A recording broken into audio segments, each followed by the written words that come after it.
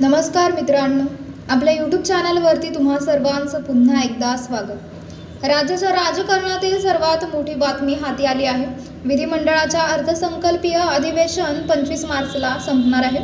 विधिमंडळाचे शेवटचे 3 दिवस शिल्लक असल्याने विधिमंडळात एकीकडे आमदारकीची कामकाजाची लगबग सुरू आहे। त्यातच आता राज्याचे माजी मुख्यमंत्री उद्धव ठाकरे यांच्यासह 9 आमदारकी जाणार असल्याची माहिती समोर आली आहे। ठाकरेंची आमदारकीचा कार्यकाळ 13 मे 2026 रोजी संपणार असल्याने हे सदस्य विधान परिषदेतून निवृत्त होणार आहे। उद्धव ठाकरेंसह 9 नेत्यांची आमदारकी का जाणार आहे, त्यांच्यावर कारवाई होणार आहे का, हे जाणून घेऊयात आजच्या व्हिडिओच्या माध्यमातून। राज्याचे माजी मुख्यमंत्री उद्धव ठाकरे यांच्यासह 9 आमदारांची मुदत 13 मे 2026 रोजी संपणार आहे। हे सदस्य विधान परिषदेतून निवृत्त होणार आहेत, त्यामुळे या 9 आमदारांचा कार्यकाळ लवकरच समाप्त होत आहे। हे शेवटचे अधिवेशन असणार आहे। मे महिन्यात त्यांचा कालावधी संपणार असल्याने पुढच्या महिन्यात या रिक्त जागेसाठी निवडणूक जाहीर होण्याची शक्यता आहे।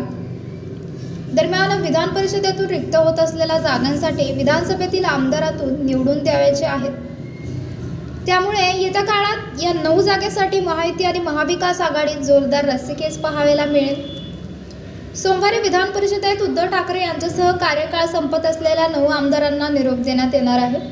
यात भाजपाचे 4, एकनाथ शिंदे यांच्या शिवसेनेचा 1, अजित पवार यांच्या राष्ट्रवादीचा 1, उद्धव ठाकरे यांच्या शिवसेनेचा 1, शरद पवार यांच्या राष्ट्रवादी काँग्रेसचा 1 तर काँग्रेसचा 1 सदस्य निवृत्त होणार आहे। तर मित्रांनो, आपल्याला काय वाटतंय? आपली प्रतिक्रिया आम्हाला कमेंट बॉक्सच्या माध्यमातून नक्कीच कळवा।